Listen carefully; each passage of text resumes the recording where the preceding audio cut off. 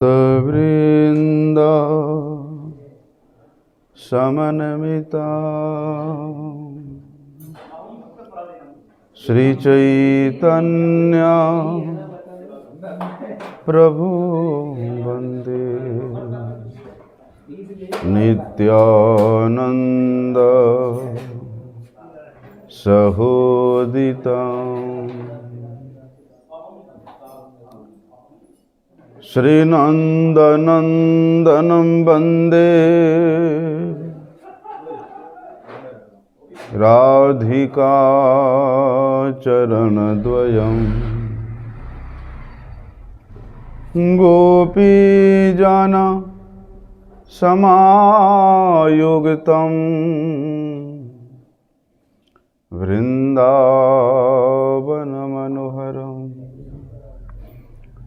गुरवे गौरचंद्राय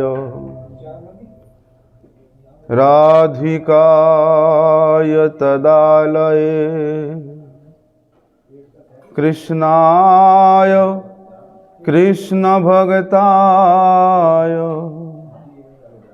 तद्भक्ताय नमो नमः। वाञ्छाकल्पतरुर्भ्यश्च कृपा सिन्धुभ्यैव च पतितानां पावनेभ्यो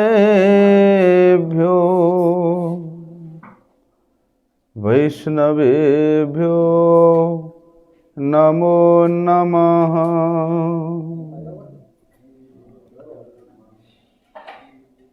ध्येयं सदा परिभवघ्नम् अभीष्टदोहम् तीर्थास्पदं शिवविरिञ्च नुतं शरण्यं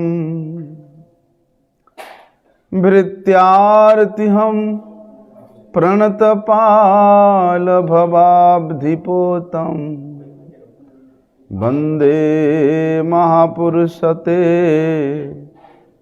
चरणारविन्दम् त्यक्त्वा सुदुस्त्यजसुरेप्सितराजलक्ष्मीं धर्मींष्ठवार्यवचसा यदगादरण्यम् मायामृगं दयितयेप्सितमन्वधावत् वन्दे महापुरुषते चरणारविन्दम्। पतितपावन परम करुणामय परम आराध्यतम श्री गुरुपाद पद्म नित्य लीला प्रविष्टम विष्णुपाद परमहंस परिव्राजकाचार्य अष्टोत्तर शत श्री श्रीमद् शिल भक्ति वल्लभ तीर्थ गोस्वामी गुरु महाराज जी के श्री अभय चरण कमल में अनंत कोटि साष्टांग दंडवत प्रणाम करते हुए उनकी अहेतु की कृपा प्रार्थना करता। परम आराध्यतम शिक्षा गुरुपाद पद्म नित्य लीला प्रविष्टम विष्णुपाद परमहंस शिल भक्ति विज्ञान भारती गोस्वामी महाराज के चरण कमल में अनंत कोटि साष्टांग दंडवत प्रणाम करते हुए उनकी अहेतु की कृपा प्रार्थना करता। हम लोग यहाँ पर भगवान श्री चैतन्य महाप्रभु स्वयं अवतारी है, स्वयं भगवान है,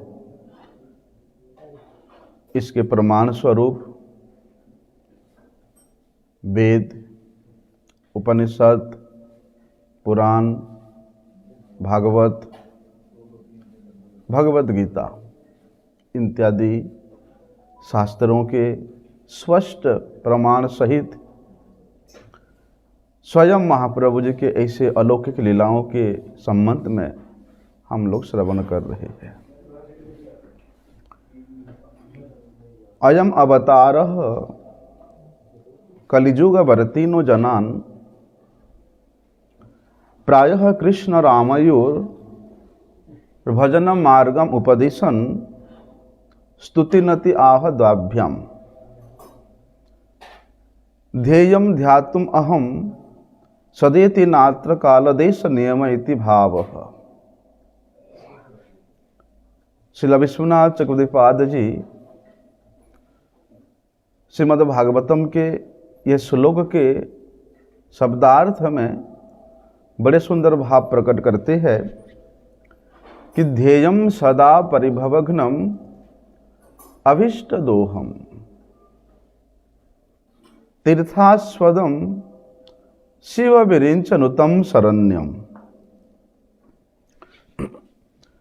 बोलते हैं दूसरे व्यक्तियों की बात तो छोड़ दें, देवताओं के लिए भी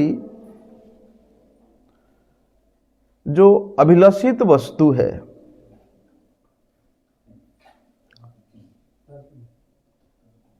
देवता भी जिस वस्तु का अभिलाषा करते हैं, बोलते वे राज्य लक्ष्मी को परित्याग करके अपने धर्मनिष्ठ आर्य पिता श्री दशरथ महाराज के आज्ञा को शिरोधार्य करते हुए पितृभक्ति का परम आदर्श निरूपण करते हुए भगवान श्री रामचंद्र वन को चले गए थे।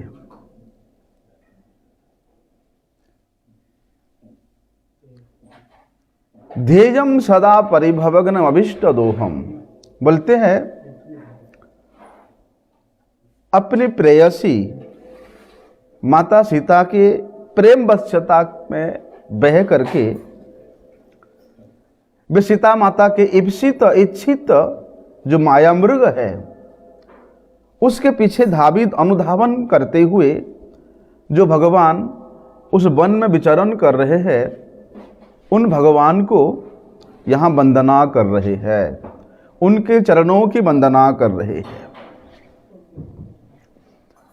बोलते हैं वो राज्य लक्ष्मी किस प्रकार है, परम दुस्त्यज्य है, उसको त्याग करना सबके बस की बात नहीं है। लेकिन भगवान के भगवत्ता के विषय में हम लोग श्रवण करते हैं कि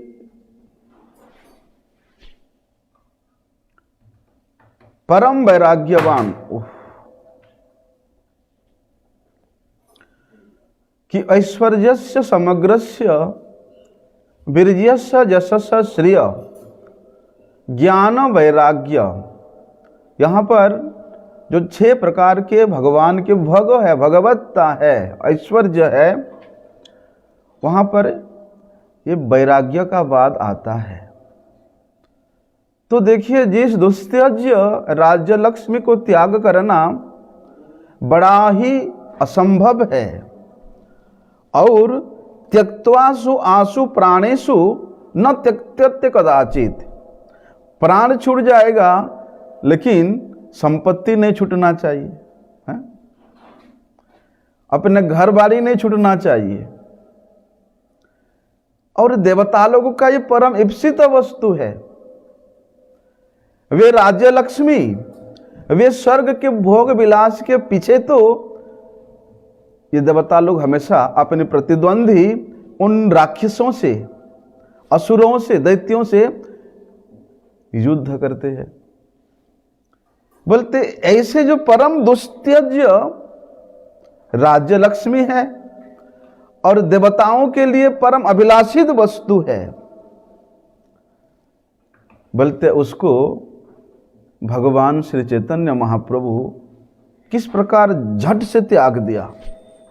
विष्णुप्रिया देवी जो लक्ष्मी स्वरूपा हैं, वे उनको भी त्याग करके वन में चले गए। कैसी अवस्था में? बोलते हैं शयन अवस्था में। अपनी परम प्रेयसी विष्णुप्रिया देवी जब शयन कर रही है, ऐसी अवस्था में श्रीमन महाप्रभु जी उनको छोड़ करके चले जाते हैं, त्याग करके वे वन में प्रवेश करते हैं। किस लिए? उनका उस गृह को छोड़ करके, जहां उनके माता सची माता है, परम प्रेयसी विष्णुप्रिया है, सभी भक्त वृंद है, उनको छोड़ करके जाने का पीछे का कारण क्या है? बोलते हैं उस ब्राह्मण का वाक्य। कौन सा ब्राह्मण का वाक्य? उस ब्राह्मण ने क्या कहा था कि तुम्हारा गृहस्थ जो सुख है सब नष्ट हो जाएगा, नष्ट हो जाए। उस ब्राह्मण ने अपने यज्ञोपवीत को खंडन करके, तोड़ करके उन्हें श्राप दिया था कि तुम्हारा जो गृह सुख है, गृहस्थ सुख है, वो नष्ट हो जाए। बोलते उस ब्रह्मवाणी किसी प्रकार से झूठा ना हो जाए, मिथ्या ना हो जाए। ये तो केवल ब्रह्म साप, ब्रह्मवाणी ये निमित्त मात्र है। बोलते वो झूठा ना हो जाए, वो मिथ्या ना हो जाए, ऐसे विचार करके बोलते हैं धर्म पालन करने में, धर्मशीलों में जो अतिशय श्रेष्ठ है वे श्रीमन महाप्रभु, वे श्री गौरांग महाप्रभु उस ब्राह्मण के श्राप को अंगीकार करके वे राज्य लक्ष्मी को छोड़ करके वन में चले गए। अन्यथा भगवान को भला किसी का श्राप किस प्रकार से लग सकता है? वो भी भगवान के इच्छा से ही होता है, क्योंकि भगवान का प्रत्येक इच्छा जीवों के कल्याणार्थ ही होता है। भगवान के इच्छा मात्र में ही जीवों का कल्याण निहित है। भले ही वे आशीर्वाद रूप में हो, भले ही वे श्राप के रूप में हो। क्या किया श्रीमन महाप्रभु जी ने? वन में जाकर के क्या किया? बोलते उन लोगों के पीछे भागे जो लोग अपने देह, गेह, पुत्र, कलत्र, जो माया को ढूंढने वाले, जिस प्रकार से भगवान श्री रामचंद्र वे जानते थे कि वे माया रूपी मृग है और उसके पीछे में धावित होना ये उनका कार्य नहीं है। लेकिन भगवान जानते थे कि ये माया मृग तो निमित्त मात्र है भक्तों का कल्याण करने के लिए। यदि वे माया मृग माता सीता के दृष्टि में गोचरीभूत नहीं होता और भगवान श्री राम माता सीता को उस पर्ण कुटी में छोड़ करके वे उस मृग के पीछे पीछे नहीं जाते और वे मृग का भगवान राम के स्वर में आवाज लगाना नहीं होता, तो लक्ष्मण नहीं जाते, तो कहां से रावण वध कहां से होता? भगवान के इतने लीला कहां से होता? बोलते ठीक उसी प्रकार ये ब्राह्मण का श्राप तो एक निमित्त मात्र है। उसी प्रकार जो लोग अपने पुत्र, कलत्र, देह, गेह, वित्त ये सब को ढूंढने वाले, उसके पीछे भागने वाले जो संसार आसक्त जीव है, जो संसार आविष्ट जीव है, भैया उनके पीछे पीछे दौड़ रहे। वहां भगवान श्री रामचंद्र उस माया मृगा के पीछे दौड़ रहे हैं और इधर भगवान चैतन्य महाप्रभु उस संसार आविष्ट, उस माया के पीछे में भागने वाले जो संसार आविष्ट जन उनके पीछे भाग रहे हैं। तात्पर्य क्या है? बोलते उन सब को कृपा करना, उन सब का उद्धार करना, उन सबको कृष्ण प्रेम प्रदान करना। कैसे होगा वे? इसलिए दयित एप्सित मनवधावन, कि वे भगवान दया के सागर है, वे करुणा के सागर है,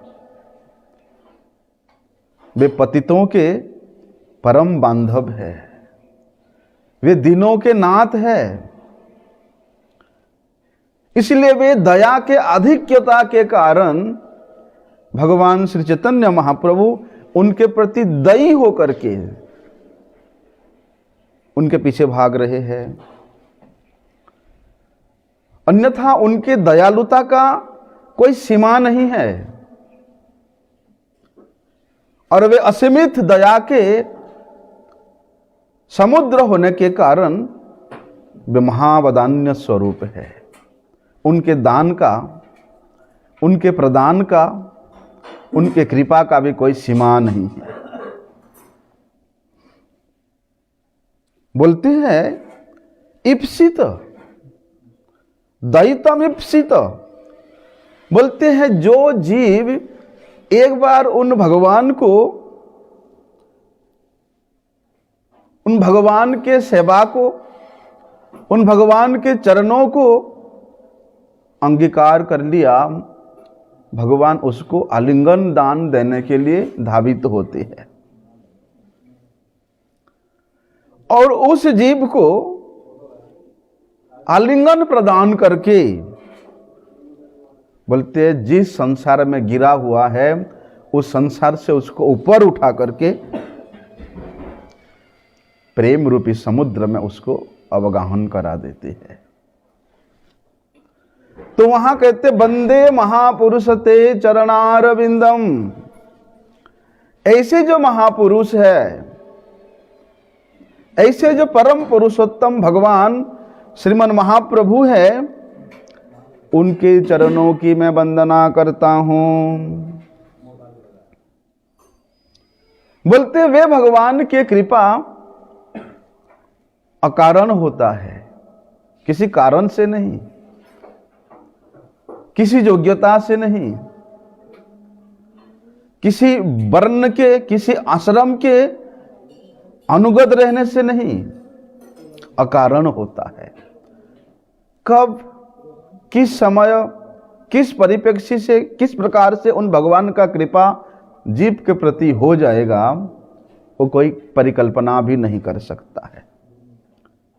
यही तो उनके महाकारुण्यता का द्योतक है, उनके महाकारुण्यता का यही परिचय है। बोलते वे भगवान के ये जो अवतार है, गौर अवतार, ये कैसा है? बोलते ये मनुष्य को कृष्ण नाम सुना करके, कृष्ण नाम संकीर्तन करा करके, कृष्ण कथा सुना करके, कृष्ण शिक्षा प्रदान करके ये मनुष्य को भजन के मार्ग में प्रवृत्त कराते हैं, या उसको भजन करने का उपदेश देता है। इसलिए उन भगवान श्रीमन महाप्रभु जी का चरणों का चिंतन, ध्यान यदि किसी जीव के हृदय में बस जाता है, बोलते उसका परम कल्याण हो जाता है। इसलिए वहां पहले ही बोल दिया कि ध्येयम सदा परिभवघ्नम, बोलते ये संसार में, इस त्रिलोकी अनंत विश्व ब्रह्मांड में यदि कोई ध्यान करने योग्य है तो वो है इस कलिजुग पावन अवतार भगवान श्री गौरांग महाप्रभु जी के चरण, उन्हीं का सर्वदा ध्यान करने योग्य है। और बोलते किस प्रकार का ध्यान? वे ध्यान के लिए ना कोई काल का नियम रखा, ना कोई देश का नियम रखा, ना कोई पात्र अपात्र का वहां निर्णय रखा। देश काल नियम ना ही सर्वसिद्धि होए, कोई नियम नहीं रखा। इतना कारुणिक है। अरे भाई ध्यान में बैठो, बाद उसका संसार का नाश हो जाता है। उसका संसार का नाश हो जाता है। और भगवान तो यहां तो कहते हैं कि करो में भिक्षुम पथगेहहीनम, उसके संसार का नाश करके मैं उसको रास्ते का भिखारी बना देता हूं। लेकिन देखो, जो भगवान का ध्यान करने से, साधन करने से, पूजन करने से, आराधन करने से संसार का वित्त, कलत्र, प्रतिष्ठा, सम्मान सब समाप्त हो जाता है और उसको रास्ते का भिखारी बनना पड़ता है, फिर भी उस भगवान का भजन करने वाला व्यक्ति को बुद्धिमान कहा गया है, चतुर कहा गया है। साधारण दृष्टि से देखने में लगता है, अरे उसने इतना भजन करता है, साधन करता है, भगवान का नाम हमेशा लेता है, लेकिन उसके घर में कंडीशन देखो कैसा है। लोग बोलते कितना बड़ा मूर्ख है, जिस दिन से इसने कृष्ण भजन करना प्रारंभ किया, जिस दिन से इसने श्रीमन महाप्रभु जी के संकीर्तन यज्ञ में भाग लिया, तभी से इसका धीरे धीरे धीरे करी घर कुटुंब सब नष्ट होने लगा, विनाश होने लगा। लेकिन शास्त्र कहता है जय भजे से बड़ चतुर, बोलते जो उनका भजन करता है वे सबसे बड़ा चतुर है, सबसे बड़ा बुद्धिमान है, वही सुमेधाजन है। बोलते उन भगवान श्री चैतन्य महाप्रभु जी के चरणों का चिंतन करने मात्र से, ध्यान करने मात्र से, बोलते गंगा में जितने भी तीर्थ है उन सभी तीर्थों में स्नान करने का पुण्य प्राप्त हो जाता है। इसलिए अलग से जाकर के गंगा में स्नान करना, तीर्थों में भ्रमण करना, ये तो केवल परिश्रम बताया है। आप निष्कपट रूप से अपने घर में रह करके, अपने आश्रम में रह करके एकांत भाव से केवल श्रीमन महाप्रभु जी के चरणों का चिंतन करो तो आपको 1000 गंगा स्नान करने का फल प्राप्त हो जाएगा, लाखों तीर्थों का सेवन करने का फल प्राप्त हो जाएगा। और तो और बोलते हैं उनके चिंतन करने मात्र से जो अपवित्रता रहती है, किससे? द्रव्य से, देश से, क्रिया से। मनुष्य में जो अपवित्रता आती है वे अपवित्रता भी तत्काल दूर हो जाता है। इसलिए सबसे पहले क्या बोला? ध्येयम सदा परिभवग्नम, कि उन भगवान का ध्यान करो, चिंतन करो तो तुम्हारा बल्कि सब कुछ सुनिश्चित रूप से मंगल का ही कार्य होगा।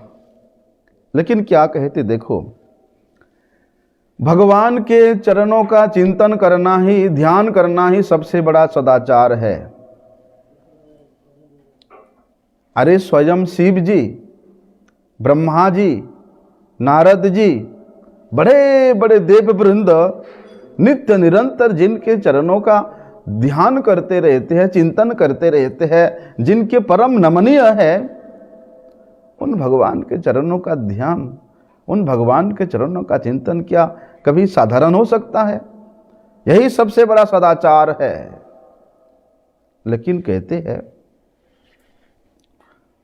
शरण्यम शरण्यम गतो मुकुंदम परिहृत्य करतम, बोलते वे भगवान परम शरण्य है कि उनके शरण में आने वाला व्यक्ति को वो परिपूर्ण रूप से रक्षा करते हैं, रक्षा करने में परम निपुण है, परम समर्थ है। क्यों? क्योंकि कहते हैं भृत्यार्त्यहम प्रणतपालम, वे भगवान इतना भक्तवात्सल्यता गुण से युक्त है कि उनको भृत्यार्त्यहम कहा गया। भृत्य के लिए वे सब कुछ करने को तैयार है।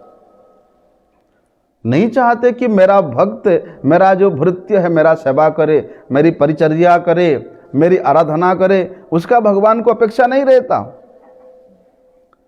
एक बार कोई उनके भृत्य के रूप में, उनके दास के रूप में, उनके सेवक के रूप में अपने आप को बेच दे उनके चरणों में, फिर भगवान अपेक्षा नहीं करते कि ये मेरा सेवा करे तभी मैं इसका कृपा करूं। और बोलते हैं जो भृत्य होता है, जो दास होता है, उसका कार्य तो यही होता है कि अपने स्वामी का, अपने पति का, अपने मालिक का हमेशा आनंद विधान करना, उनके प्रसन्नता से ही अपना प्रसन्नता व्यक्त करना, अर्थात 24 घंटा में से 24 घंटा अपने उस पति का, अपने स्वामी का ही चिंतन करते रहना। इसलिए वे भगवान को प्रणतपाल के नाम से शास्त्र वर्णन करता है। भृत्यार्त्यहम प्रणतपालम भवाब्धिपोतम, कि अपने हृदय में भगवान के भृत्य होने का अभिमान रखो। भक्ति विनोद ठाकुर जी तो यहां तक कहते हैं कि भैया कि तुम ही तो ठाकुर, तुम्हार कुकुर बलिया जानो हो मोरे। ये संसार में किसी को कुकुर नाम से संबोधन करो, लड़ने मरने को तैयार हो जाएगा। अरे जो व्यक्ति अपने घर में कुकुर पाला है, उसके घर में जाकर के उसको कुत्ता भी बोल दोगे ना, कुकुर को कुत्ता बोलोगे, तो पालन करने वाला व्यक्ति के दिल में लगता है, अरे मेरे कुत्ता का नाम तो ये है, चिंटू मिंटू खिंटू, उसको कुकुर क्यों बोला? लड़ने मरने को तैयार हो जाता है। लेकिन भक्ति विनोद ठाकुर, भगवान के प्रिय पार्षद सप्तम गोस्वामी, वे क्या कहते हैं कि हे ठाकुर, मैं आपके चरणों का कुकुर हूं। तुम ही तो ठाकुर, तुम्हार कुकुर बलिया जानो हमरे। कि प्रभु आप, मैं नहीं चाहता हूं कि आपके द्वार के अंदर मुझे प्रवेश मिले, आपके द्वार के बाहर में मुझे बांध के रखना, जहां बैठ करके मैं नित्य निरंतर आपके चरणों का चिंतन करता रहूंगा। एक बार उन भगवान के भृत्य के रूप में, दास के रूप में, सेवक के रूप में अपना परिचय तो दो, अपना अभिमान तो करो। भृत्यार्ति हम प्रणतपालम, बोलते वे भगवान अपने प्रणति मात्र से, संकल्प मात्र से, इच्छा मात्र से इस अनंत विश्व ब्रह्मांड का पालन करते हैं, और तुम भृत्य अभिमान रखने वाले, तुमको भगवान कैसे छोड़ देंगे, कैसे किनारा कर देंगे? वे सब कुछ करने में परम समर्थ है। ब्रह्मा जी तो यहां तक कहते हैं कि भवाब्धि पोतम, कि हे प्रभु, जो व्यक्ति आपके चरण कमलों का आश्रय ले लेता है, वो इस भव सागर को, इस विस्तार भव सागर को, जिस प्रकार एक गाय के खुर के गड्ढे में जितना पानी जमता है, उसको पार करने में किसी प्रकार का कोई कठिनाई नहीं होता है।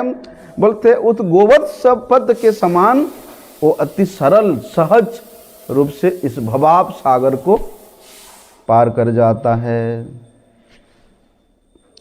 उस भृत्य को, उस दास को, उस भक्त को ये मालूम भी नहीं होता कि उसने ये विशाल भव सागर को कब तैर करके पार गया।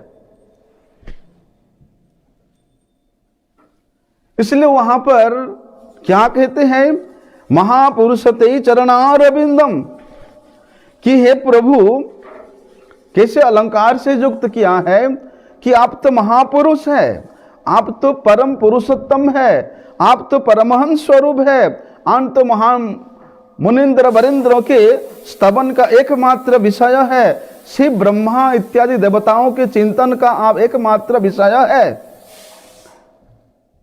श्री अद्वैताचार्य श्री हरिदास ठाकुर क्या आप एकमात्र स्तुत्य है? इसलिए हे प्रभु, आपके चिंतन के बिना, आपके ध्यान के बिना, आपके आराधना के बिना, आपके पूजन के बिना कोई भी इस संसार सागर को पार नहीं पा सकता। लेकिन वे कलिजुग पावन अवतार भगवान श्री चैतन्य महाप्रभु जी के यजन का, पूजन का विधि बड़े ही सरल रूप से बताया है, कि यज्ञ ही संकीर्तन प्राय, कि ज्यादा कुछ करने की आवश्यकता नहीं है, केवल उनके नाम का संकीर्तन यज्ञ करने से ही उनका ध्यान हो जाता है, उनका चिंतन हो जाता है, उनका सेवन हो जाता है, उनका पूजन हो जाता है, उनका आराधन हो जाता है। बोलते जो बुद्धिमान व्यक्ति है, जो चतुर व्यक्ति है, केवल इसी माध्यम को अवलंबन करके वे इनका अर्चना करते हैं। कहते हैं श्री जगत गुरु भक्ति सिद्धांत सरस्वती ठाकुर प्रभुपाद जी कि जो सुमेधायुक्त पुरुष है, सुमेधा अत्यधिक पवित्र बुद्धि वाला व्यक्ति जो है, वो कलियुग में क्या करेगा, संकीर्तन यज्ञ के द्वारा जो भगवान अपने अंग, उपांग, अस्त्र, पार्षदों से युक्त है, उन भगवान का आराधना करेगा। और वे भगवान कैसे बोलते, कृष्ण इति वर्णद्वयम् उच्चारयति। कृष्ण, ये जुगल वर्णों को वे भगवान स्वयं कृष्ण होकर के नित्य निरंतर उच्चारण कर रहे हैं। और इदानीम पीत, वे पीत अंग कांति वाले, वे स्वर्ण अंग कांति वाले भगवान श्री गौर सुंदर की आराधना करते हैं। इस प्रकार उनकी आराधना का व्यवस्था हमारे गोस्वामी गणों ने, हमारे गुरुजनों ने, हमारे शास्त्रों ने निहित किया है। वंदे महापुरुषते चरणारविंदम, इस प्रकार से भगवान गौर सुंदर की चरणारविंदों का वंदना श्रीमद् भागवत में 2 श्लोकों के माध्यम से किया गया है। बोलते वहां श्रीमद् भागवत में ही सुखदेव गोस्वामी जी ने श्रीमन महाप्रभु जी को लक्ष्य करके महापुरुष, पुरुषोत्तम, वासुदेव, ये सब नामों को संबोधन किया है। और क्या कह रहे हैं कि आपके चरणों का मैं वंदना करता हूं। किस प्रकार से, बोलते कलियुग में संकीर्तन यज्ञ के द्वारा आपकी वंदना हो जाता है। इसलिए संकीर्तन को छोड़ करके दूसरा कोई आराधना नहीं है। और हमारे गौड़ीय संप्रदाय में विशेष रूप से यद्यपि ठाकुर जी का अर्चन का मंत्र शास्त्रीय विधि विधान के अनुसार ही किया जाता है, पांचरात्रिक विधि के अनुसार किया जाता है, लेकिन उन प्रत्येक मंत्र के अंतिम में नाम संकीर्तन करने का निर्देश भी दिया जाता है। क्योंकि कलियुग का जीव अपने इस जड़ रस को आस्वादन युक्त जिह्वा के द्वारा स्पष्ट रूप से कभी भी वेदों के मंत्रों का उच्चारण नहीं कर सकता है। हाँ, जो जिह्वा नित्य निरंतर श्री कृष्ण नाम का कीर्तन करने में रत है, वे जिह्वा के द्वारा ही वास्तविक वेद के मंत्र उच्चारित हो सकता है। इसलिए उस वेद मंत्र में किसी प्रकार का कोई उच्चारण में त्रुटि ना रह जाए, उस दोष से बचने के लिए प्रत्येक मंत्र के अंतिम में महामंत्र उच्चारण करने का विधान है। और यहां तक भी विधि है, यदि किसी को उन वेद मंत्रों को उच्चारण करने का नहीं आता है तो केवल नाम संकीर्तन के द्वारा ही वे अर्चन पूजन कर सकता है। उसमें किसी प्रकार का कोई दोष नहीं लगता है। इसलिए सुखदेव गोस्वामी जी कहते हैं कि हे भगवान, इस कलियुग में संकीर्तन यज्ञ के द्वारा आपकी पूजन करने की विधि है। लेकिन देखो, भगवान की जो स्तुति होता है ना, जो वंदना होता है, ये नवदा भक्ति का एक मुख्य अंग है। इसलिए साधक को नित्य प्रति प्रायशः 1 घंटा भगवत स्तुति करना चाहिए। हमारे गोस्वामी गणों ने इतना स्तुतियां लिखा है, इतना स्तुतियां लिखा है। किस लिए लिखा है? उनके लिए नहीं, हम लोगों के कल्याण के लिए लिखा। इसलिए प्रत्येक दिन प्रायः 1 घंटा सभी को स्तुति करना चाहिए, भगवान की वंदना करना चाहिए। महान प्रभोर्वै पुरुषः सत्वस्यैष प्रवर्तकः, ये उपनिषद का मंत्र है। ये उपनिषद मंत्र में श्री चैतन्य महाप्रभु जी को लक्ष्य करके क्या कहा? महान प्रभुर्वै पुरुषः,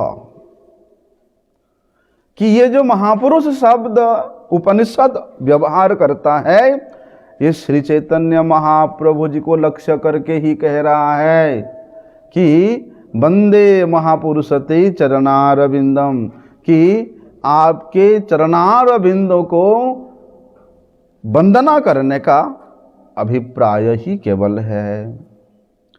बोलते उन भगवान के वे चरण कमल कैसा है? बोलते इस अनंत विश्व ब्रह्मांड में जितने भी ध्येय तत्व है, उनमें से सर्वोत्कृष्ट ध्येय है भगवत पाद पद्म। बोलते जो व्यक्ति भगवान के पाद पद्मों का ध्यान करता है, बोलते उसके भवबंधन तत्क्षणात कट जाता है। छेदक है, भवबंधन छेदक के रूप में भगवत पाद पद्म ध्यान को बताया है। और बोलते हैं देखो, भक्तों का जो परम अभिष्ट वस्तु है क्या है? भगवत प्रेम प्राप्त करना, भगवत सेवा प्राप्त करना। सेवा के माध्यम से ही प्रेम का आस्वादन होता है। सेवा नहीं करने से और केवल प्रेम प्राप्त करने का अभिलाषा कैसे हो सकता है? प्रेम का आस्वादन सेवा के माध्यम से ही होता है। इसलिए श्री गुरुपाद पद्म शिष्य को भगवत सेवा में नियोजित करते हैं। सेवा के द्वारा उसका आसक्ति होगा, वे आसक्ति उसको रुचि तक ले जाएगा, और वे रुचि ही उसको धीरे धीरे प्रेम प्राप्ति कराने में परम समर्थ होता है। इसलिए भक्तों का जो सर्वाभिष्ट है भगवत सेवन, वो भी बोलते भगवान के ध्यान से ही प्राप्त हो जाता है। और भगवान के चरण तो तमाम तीर्थों के मूल है, तमाम तीर्थों के ये आकर है, परम संपद है। जो भगवान के चरणों को हमेशा ब्रह्मा, गिरीश, गिरिजापति, भगवान महेश, महेश्वर, भोलेनाथ, जितने भी देवतागण है, उनके ये नित्य नमस्कृत्य विषय है, नित्य वंदनीय विषय है। और तो और भैया, स्थावर से लेकर देवताओं तक सभी का परम आश्रय भगवत पाद पद्म है, भगवान के चरण है। इसलिए वे भगवान के चरण अपने आश्रित भक्तों के, आश्रित जनों के सभी प्रकार के क्लेश को नष्ट करने वाला, ध्वंस करने वाला है। और बोलते हैं भगवान के भक्त लोग ये भवसागर से पार जाना नहीं चाहते। क्या इच्छा होता है कि नाथ योनि सहस्रेषु जेसु जेसु ब्रजाम्य हम तेसु तेसु अचला भक्ति अच्युतस्तु सदा त्वयि, कि हे भगवान, मैं अपनी स्वयं के इच्छा से इस भवसागर से पार जाना नहीं चाहता। कीट जन्म हो यथा तुआ दास, कि आपके इच्छा है कि मैं यहां कीट रूप में, कुत्ता के रूप में, मकोड़े के रूप में, पेड़ पौधे के रूप में जन्म लूं, वो शिरोधार्य है।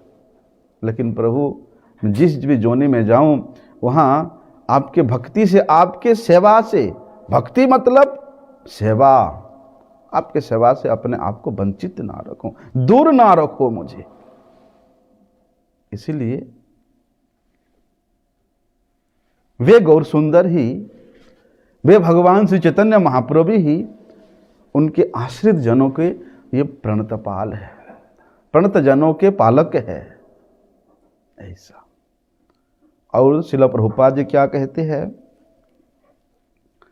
भगवान श्रीमन महाप्रभु जी ने संन्यास ग्रहण लीला प्रकट करके कि जीवन का प्रत्येक क्षण शरीर से, मन से, वाणी से मुकुंद सेवन व्रत में प्रतिष्ठित होना चाहिए,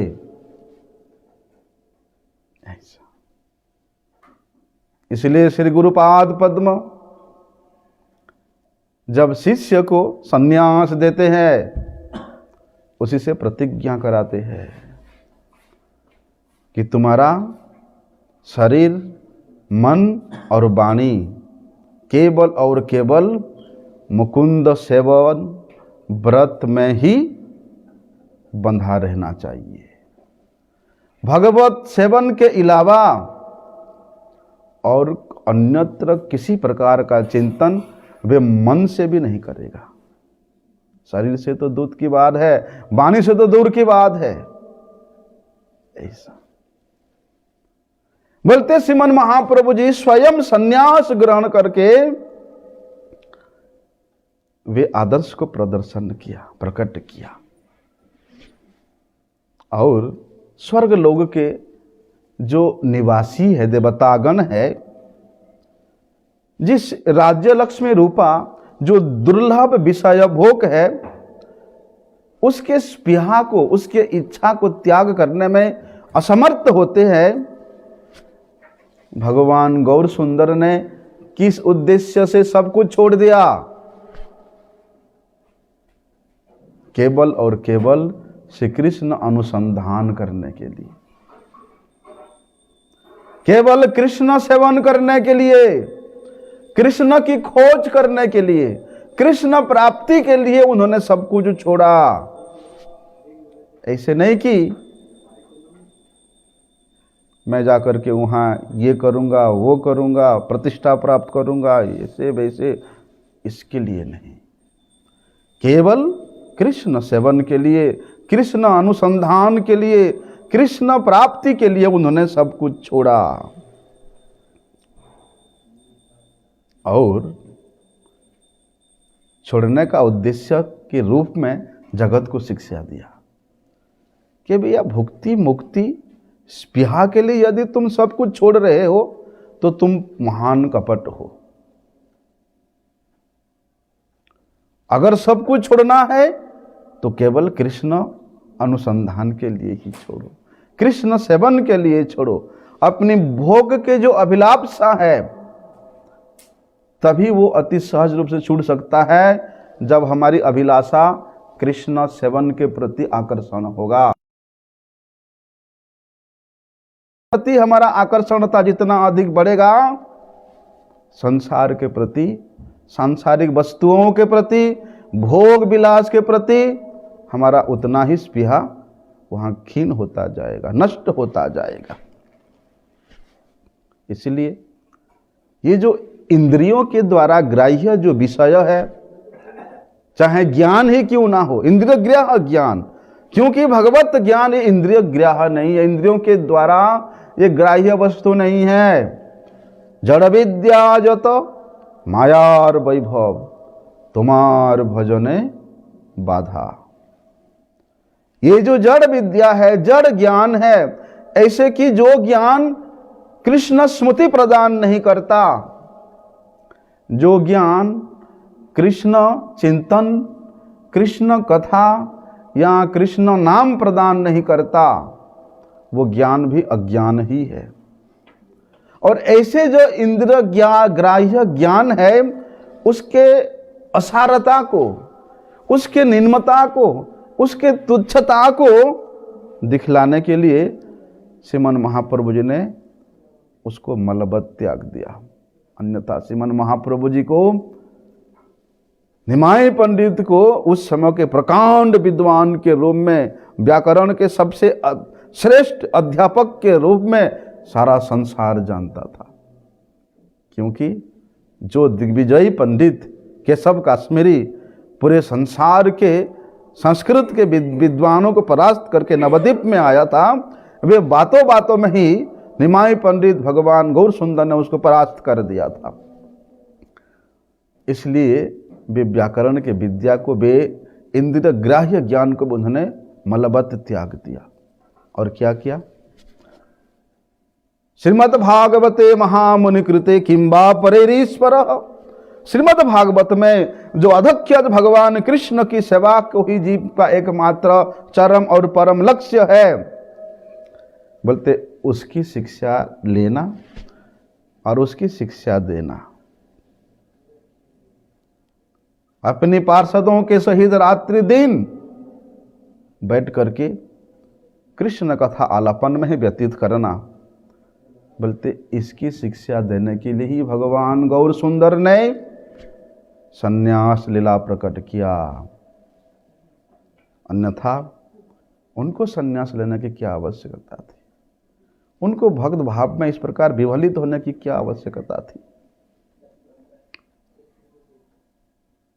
देखो, वे स्वयं कृष्ण है। कृष्ण होने के कारण वे अपनी जो दयिता है, एक तो दयिता और एक दयिता। दयिता कौन है? उनके प्रियतमा श्रीमती राधा रानी। वे राधा रानी का एकमात्र अभिलषित वस्तु क्या है? जो विश्व विग्रह कृष्ण है। कृष्ण का अन्वेषण करना ये दयिता का कार्य है। वे दयिता श्रीमती राधा रानी के भाव और कांति को लेकर के, ग्रहण करके श्री कृष्ण ही प्रधावित हो रहे हैं, श्री कृष्ण ही धावित हो रहे हैं। गंभीरा में क्या होता है? देखो, श्रीमन महाप्रभु जी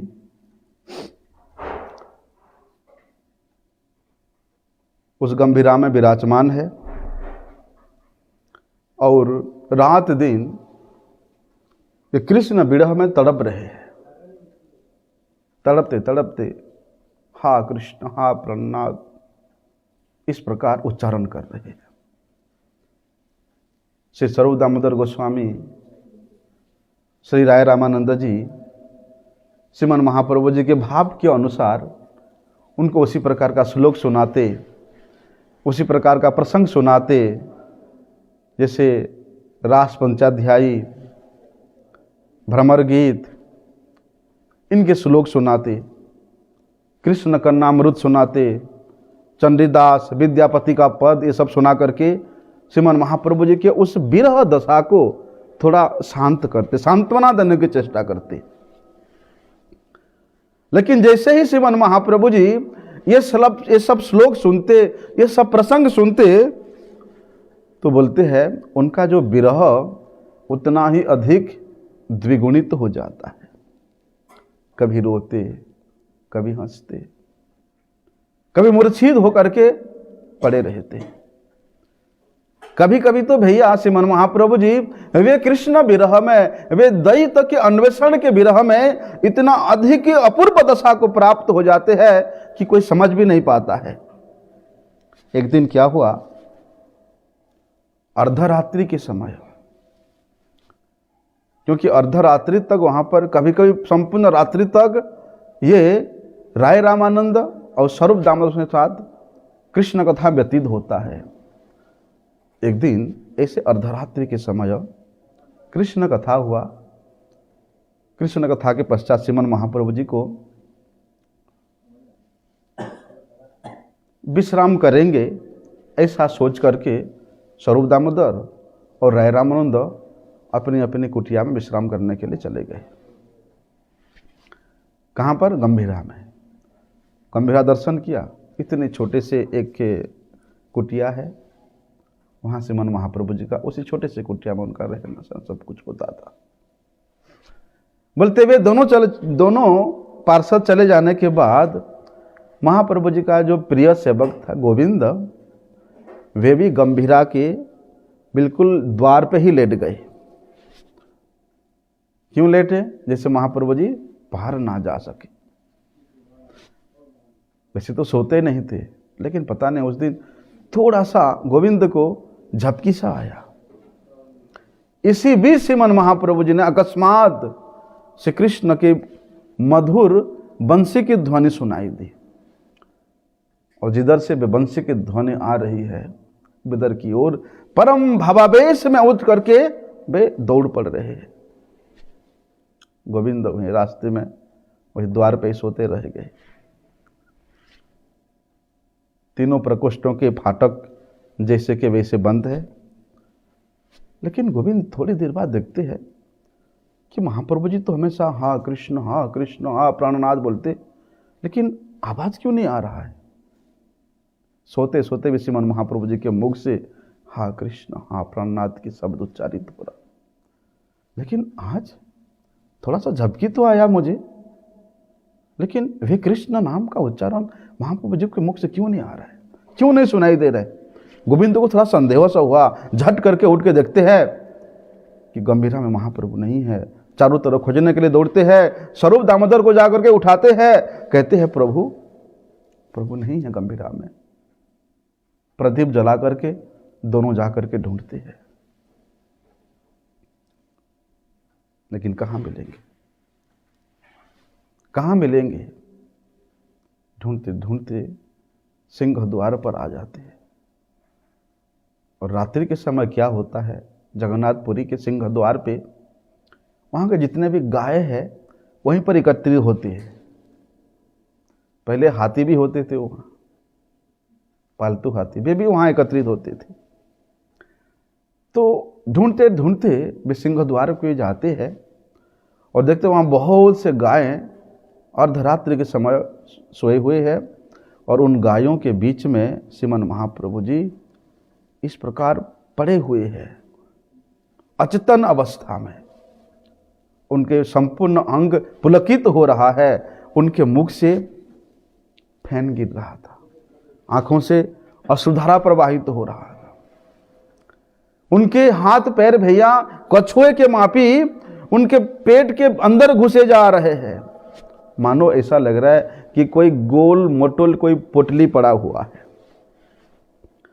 श्रीमन महाप्रभु जी को ऐसी ऐसी भाव की अवस्था में देख करके सभी भक्त बड़े विस्मित हुए और डर गए कि पता नहीं क्या होगा।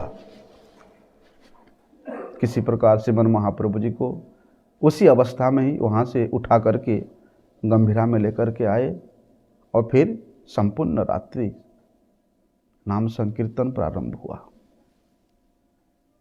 वो नाम संकीर्तन सुन करके थोड़ी देर बाद श्रीमन महाप्रभु जी की वे बाह्य ज्ञान प्राप्त हुआ। तब जाकर के उनके पेट के अंदर जो उनके हाथ पैर घुस रहे थे वो बाहर आया। अब तो श्रीमन महाप्रभु जी प्रेम के विरह में रोने लगे, फुट फुट कर रोने लगे। महाप्रभु जी के ऐसी भाव के दशा को देख करके बोलते सभी भक्तजन अवाक होने लगे, चिंतित होने लगे, परम विस्मित होने लगे। इसीलिए वे श्रीमन महाप्रभु इस जगत में साक्षात श्री कृष्ण ही प्रकट हुए हैं। आगे का विषय हम लोग कल श्रवण करते हैं। वंशा कल्पतरुभ्यश्च कृपा सिंधुभ्यैव च पतितानां पावनेभ्यो वैष्णवेभ्यो